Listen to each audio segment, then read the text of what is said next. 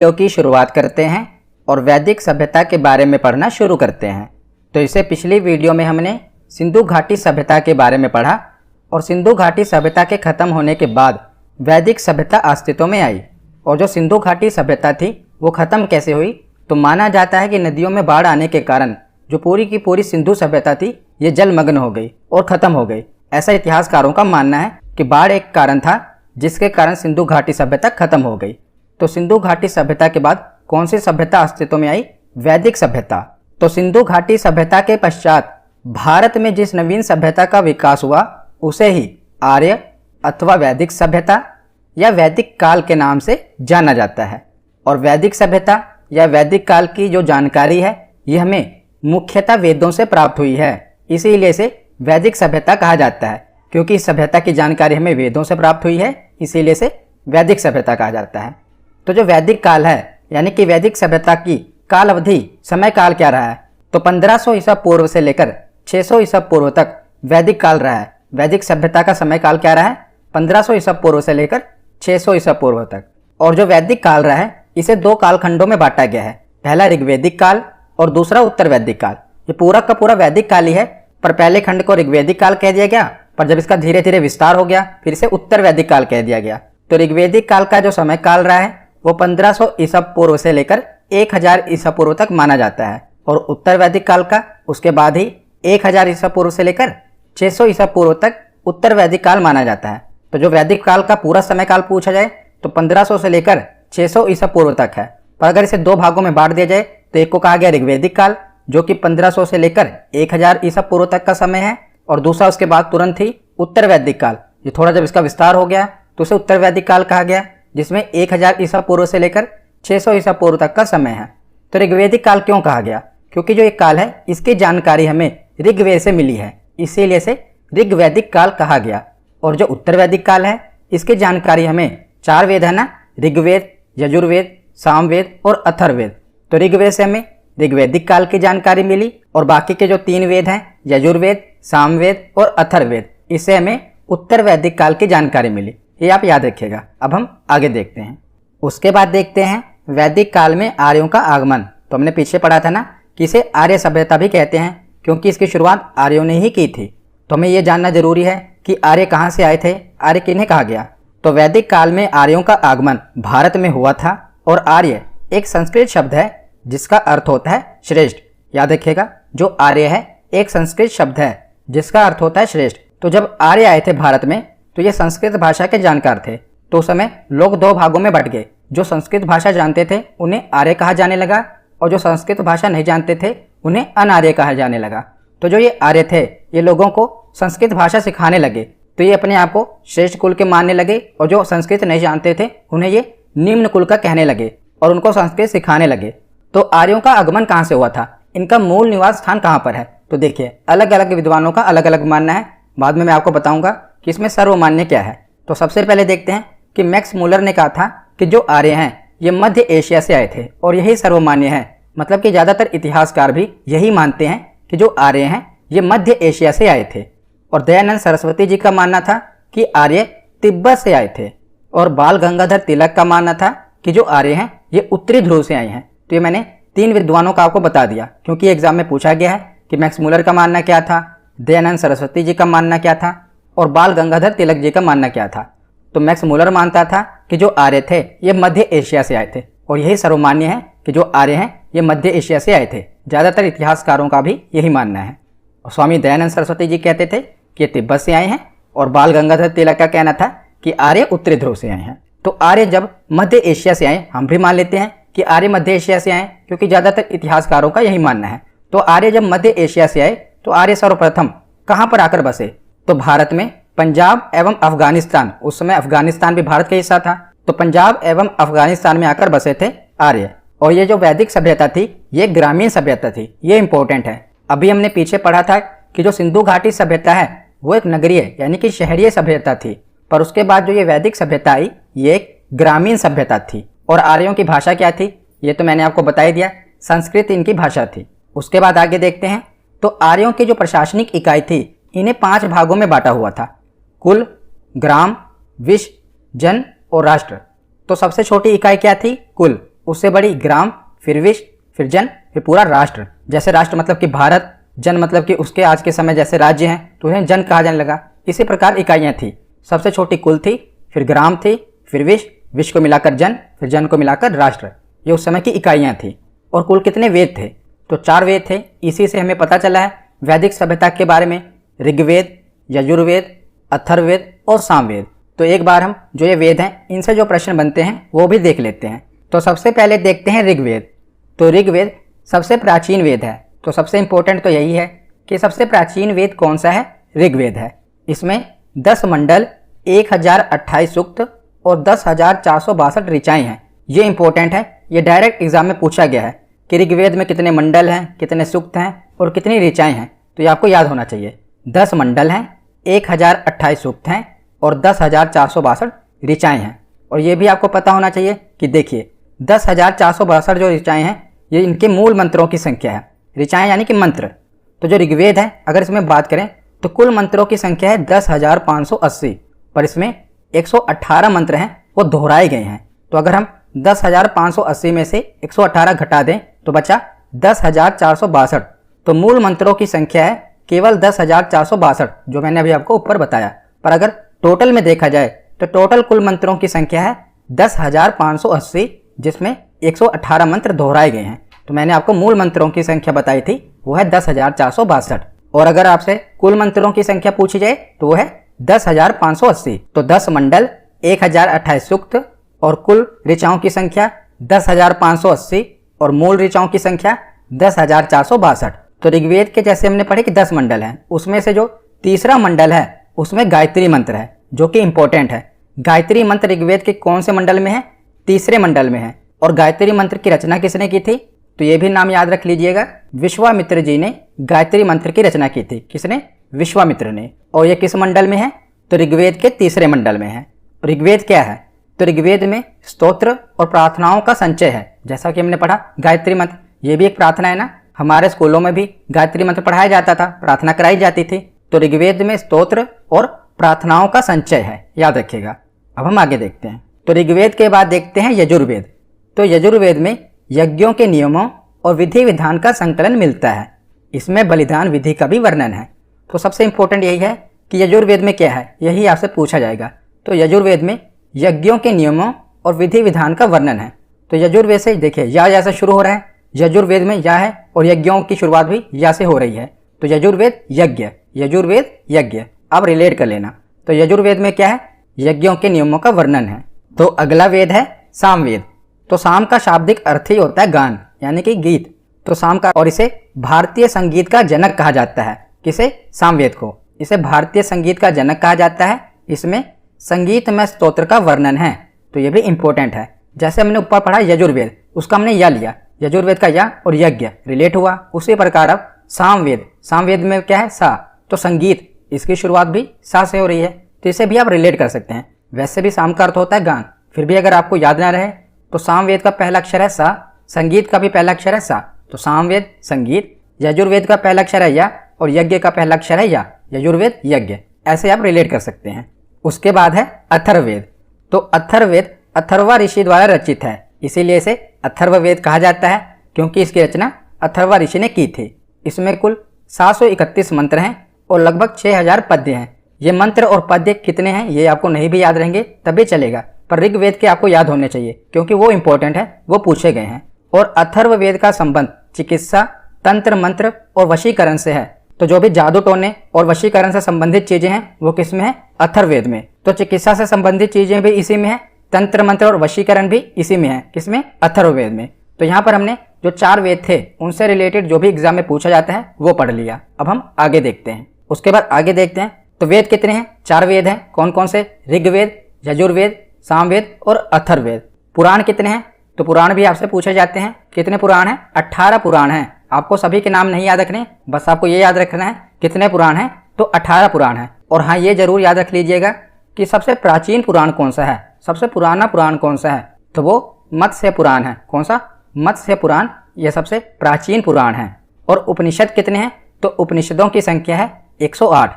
4 वेद हैं, 18 पुराण हैं और उपनिषद हैं 108। और वेदों को समझने के लिए वेदांग बनाए गए हैं और वेदांगों की संख्या है 6। तो वेदों को समझने के लिए क्या बनाया गया है? वेदांग, और इनकी संख्या भी याद रखिएगा 6 है। वेद 4 हैं, वेदांग 6 हैं, पुराण 18 हैं और उपनिषद 108 हैं। ये गिनती आप याद रखिएगा क्योंकि ये डायरेक्ट एग्जाम में कई बार पूछी गई है कि बताइए उपनिषद कितने हैं, वेदांगों की संख्या कितनी है। तो 4 वेद, 6 वेदांग, 18 पुराण और 108 उपनिषद। तो जो उपनिषद है इसका शाब्दिक अर्थ क्या है? तो उपनिषद का शाब्दिक अर्थ है गुरुओं के समीप बैठना। क्या अर्थ है इसका? गुरुओं के समीप बैठना।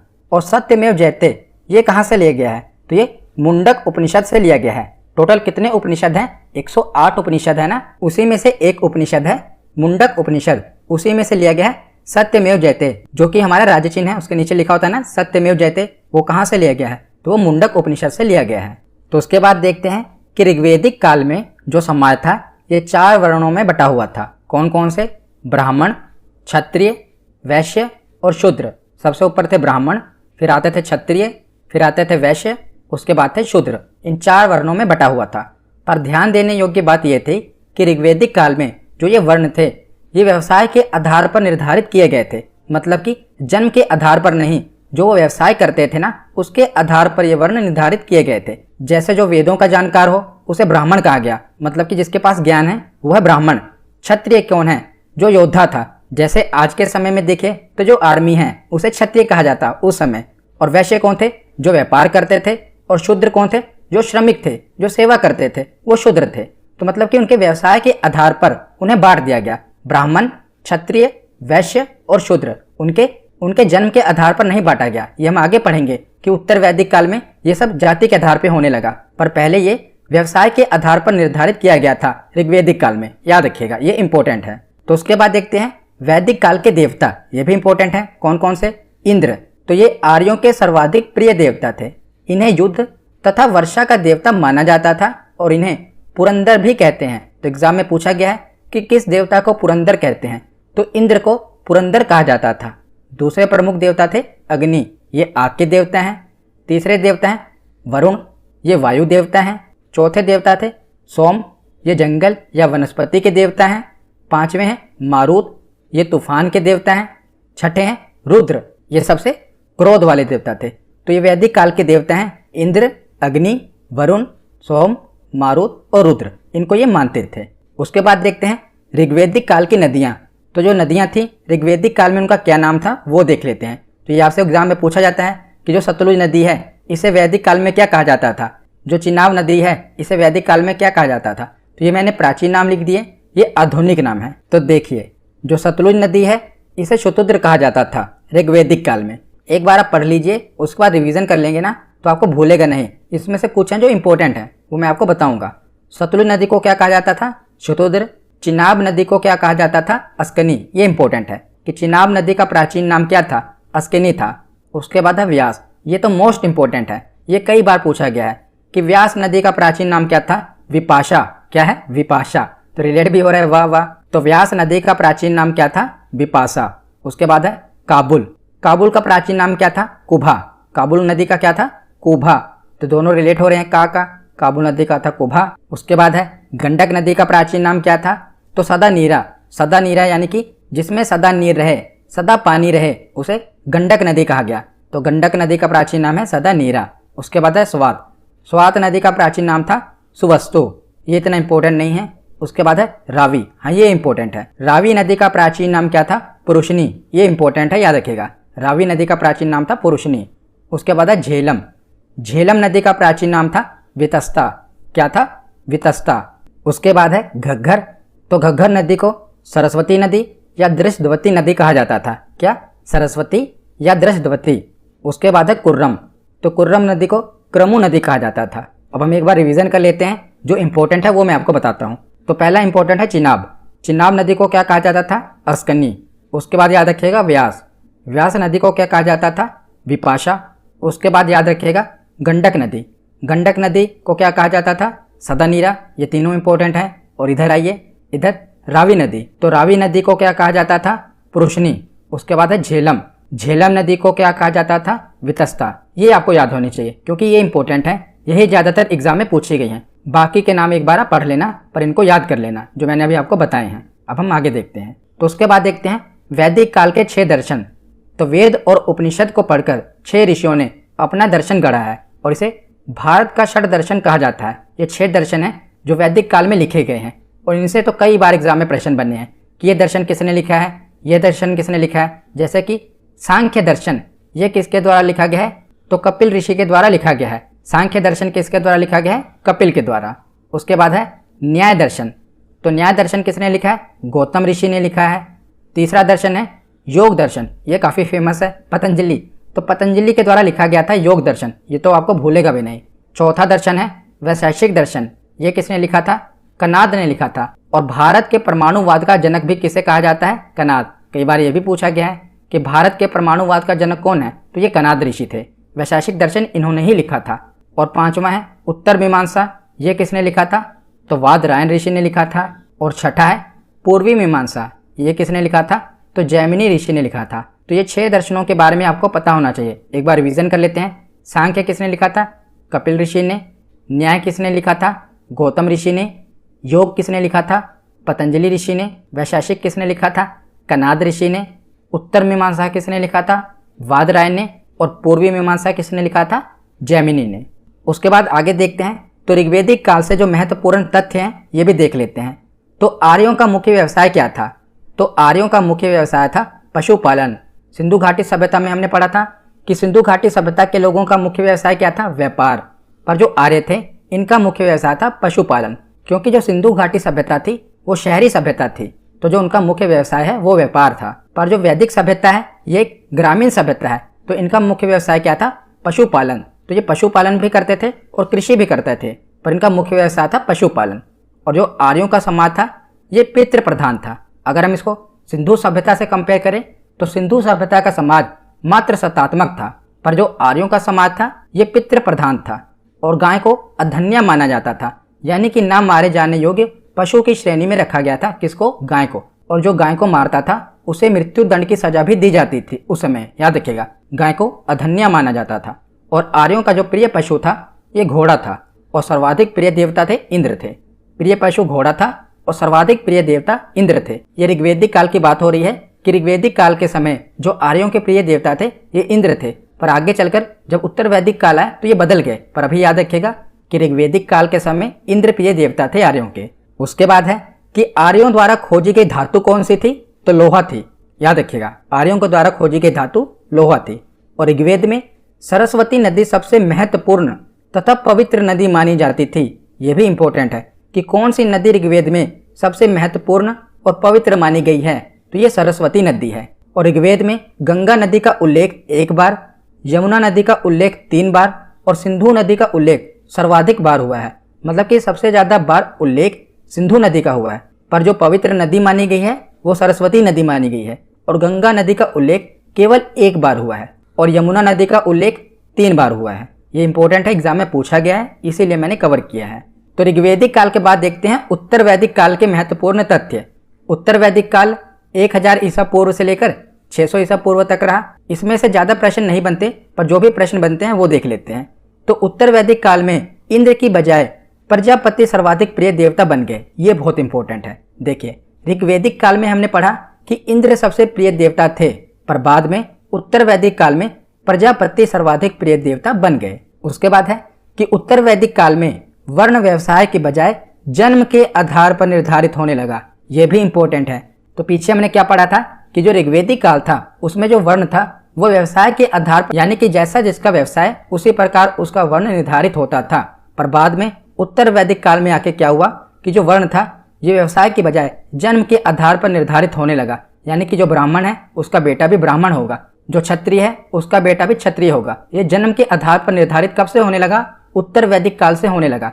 पर ऋग्वेदिक काल में ये जन्म के आधार पर निर्धारित नहीं होता था, बल्कि जैसा जिसका व्यवसाय था उसके हिसाब से निर्धारित होता था। पर बाद में उत्तर वैदिक काल में ये आकर जन्म के आधार पर निर्धारित होने लगा।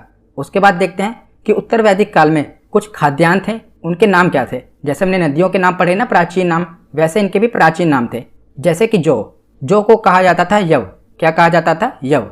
धान को व्रीह, उड़द को माड़, मूंग को गुदग, गेहूं को गोधुम और मसूर आदि जो ये खाद्यान्न हैं इनका वर्णन किस में देखने को मिलता है, यजुर्वेद में। क्योंकि यजुर्वेद सामवेद और अथर्ववेद, इसी से तो हमें उत्तर वैदिक काल की जानकारी मिलती है ना।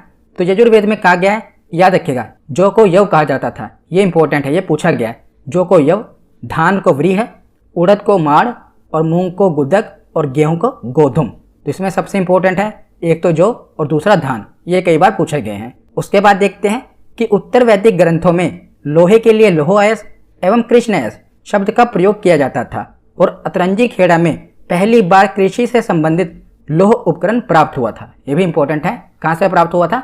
Atranji Khera. SB Saroj Kumar subscribe कीजिए, इस चैनल को लाइक कीजिए।